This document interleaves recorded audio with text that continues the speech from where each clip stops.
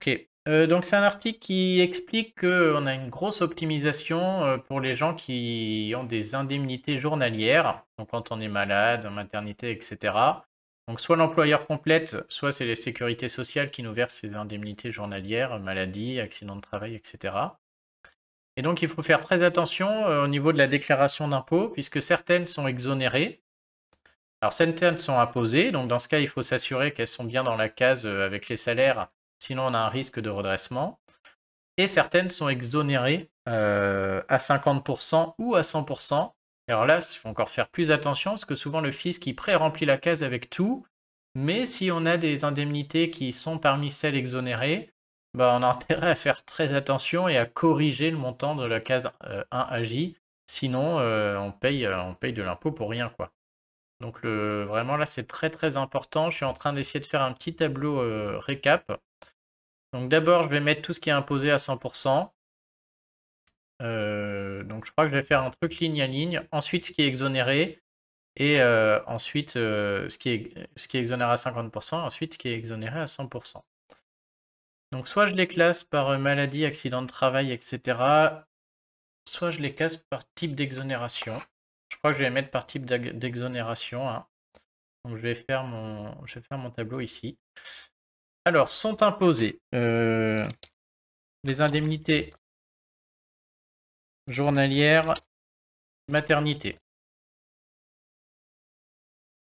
Je crois que je vais mettre les IJ partout parce que là, sinon, on va pas s'en sortir.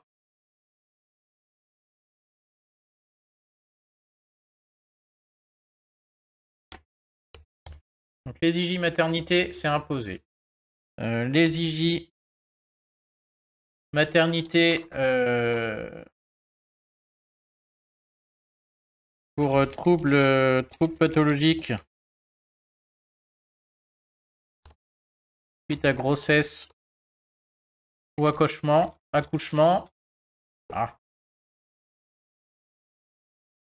C'est imposé à 100% aussi. Les IJ paternité imposés à 100%.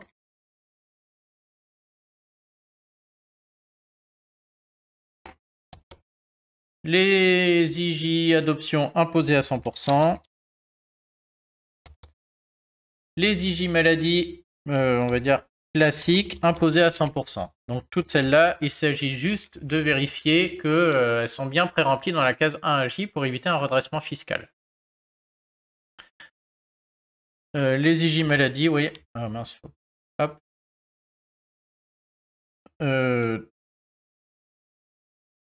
Ouais, dans tous les cas, que ce soit versé par l'employeur ou que ce soit peu importe, hein.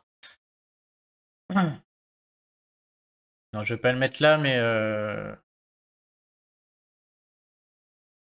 enfin, je vais rajouter. Ouais, IJ, ça suppose que c'est versé par la Sécu, et on va dire que complément versé par un employeur en maintien de salaire, c'est pareil, hein. C'est imposé aussi. Et alors, si vous avez une prévoyance dans l'entreprise qui est obligatoire et qui vous verse des indemnités, c'est pareil, c'est imposé à 100%. Donc, le IJ versé par la prévoyance obligatoire de l'entreprise, c'est imposé tout pareil. Donc tout cela, ils vont finir dans une couleur. Je vais mettre en vert dans l'article. Et tout ça, ça va être imposé. Je pense que j'ai rien oublié. Ok. Ensuite, on a les indemnités exonérées à 50%. Donc celle-ci, il faudra vérifier la 15.1J et puis enlever la moitié surtout.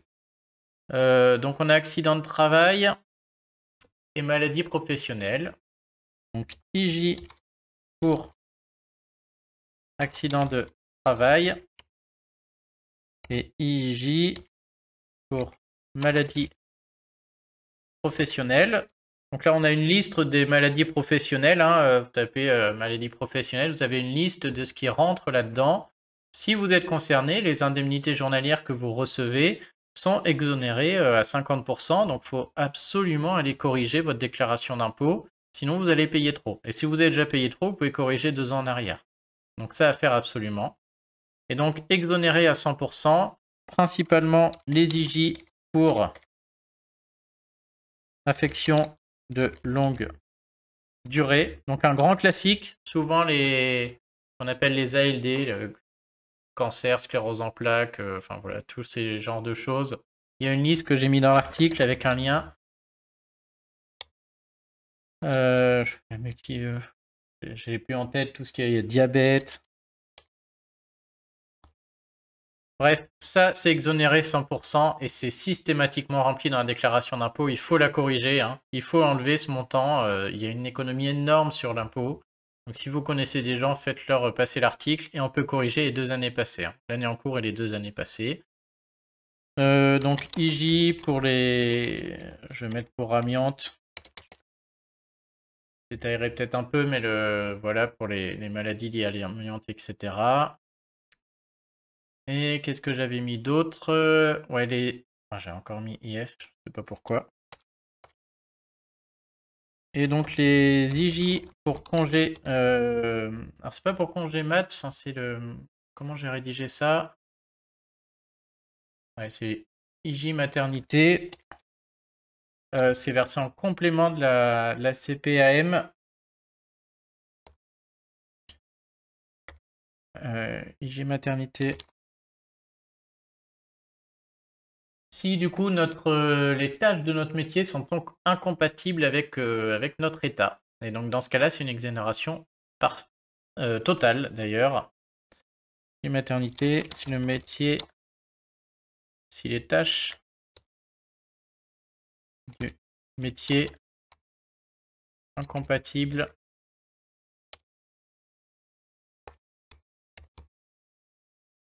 avec l'état dans lequel on est, hein, l'état.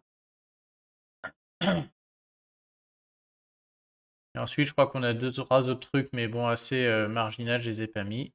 Et bien sûr, si on a un contrat d'assurance facultatif pour des risques non professionnels pris en compte par la sécurité sociale, dans ce cas-là, c'est exonéré aussi. Donc, IJ, si on a un contrat d'assurance supplémentaire non obligatoire, complétant la sécurité sociale, ça c'est exonéré aussi. Hormis IF, je vais savoir pourquoi. Ok, donc voilà, tout ça, ça rentre dans les exonérations, hein.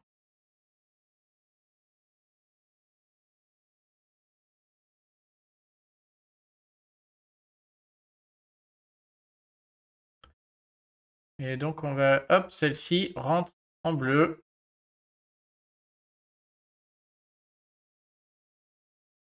On va essayer d'en faire un petit tableau récap.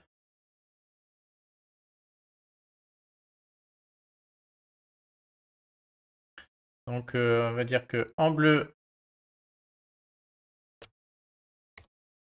vérifier que le montant ne figure pas en case 1 AJ et modifier sinon. En jaune, on va vérifier que seulement une partie du montant est dans la case 1 AJ.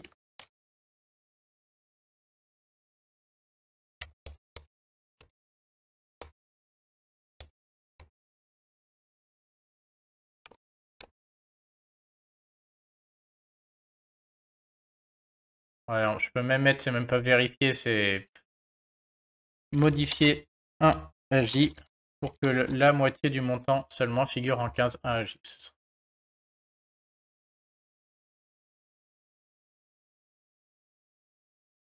Il figure.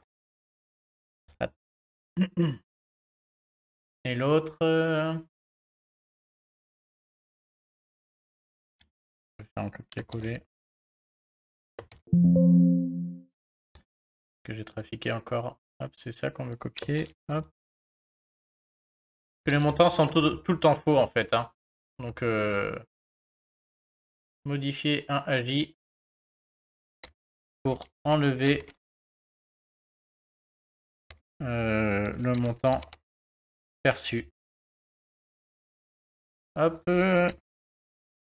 Vérifier que la somme reçue figure en 1 AJ. Bon, je vais mettre 1 BJ si c'est le conjoint, puisqu'on a quand même les deux.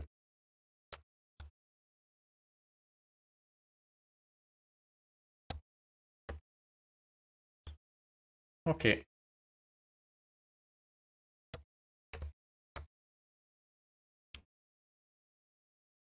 donc ça, c'est du vert, si je ne m'abuse.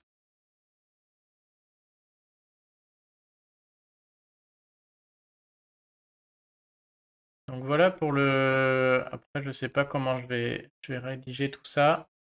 Hop. Tac. Donc tout ça, c'est imposé à 100%.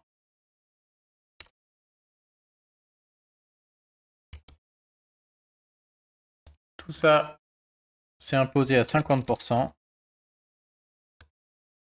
Et tout ça, c'est exonéré. Mais c'est à vous de le connaître, c'est à vous de le remplir, hein. Donc c'est vraiment très, très important.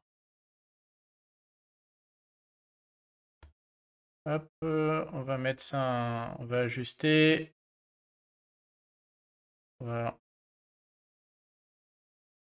Je sais plus comment on le met. On va le mettre en vertical, je crois.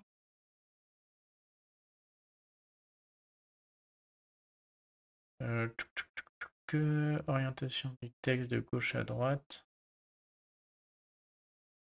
Mettre un 90, je crois que ça suffit normalement. Ok. Donc imposé à 100%.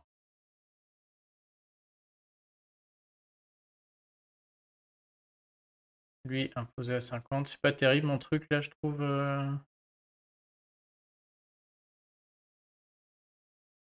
On va voir. Je vais mettre 90.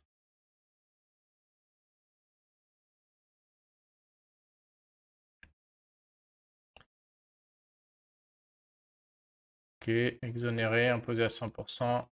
Et lui, est-ce qu'on peut le mettre aussi comme ça? Ça va peut-être pas être terrible sur lui. On va le renvoyer à la ligne. Ok.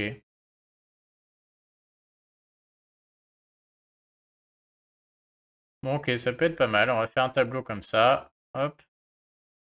Donc avec le gros de notre tableau qui est ici. La légende qui est en bas. Tout ça, on ne veut plus le voir.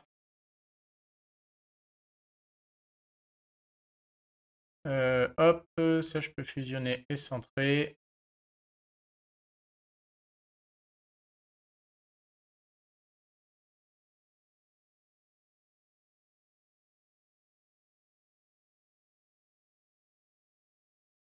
Voilà, on a notre petit tableau récap. On va mettre hop, aucune bordure et trame. Et on va faire un truc comme ça, tac. Tac.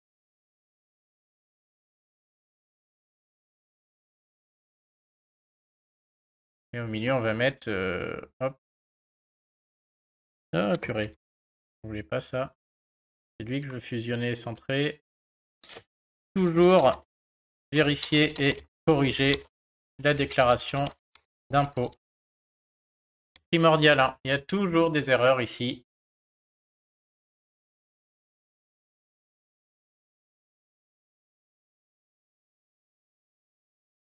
Ok.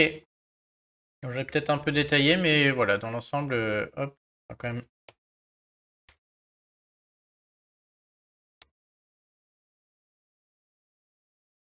Donc voilà le récap et un peu l'objet de l'article que je suis en train de finaliser et qui est vraiment très très important, hein. Ok, bon bah sur ce, je pense que je vais m'arrêter là. Je vais garder celui-ci, il est bien. Il est nickel. Donc merci à ceux qui vont regarder ce live du coup en différé. Je mets aussi l'essentiel sur Facebook et puis je vous dis à bientôt. Je pense que le prochain ce sera jeudi sur le même créneau, hein. Jeudi vers 10h30, 11h. Je vais essayer peut-être faire entre midi et 2. Peut-être à 11h, 13h jeudi prochain, donc le 24 mars. Et je vous souhaite une bonne journée, à bientôt.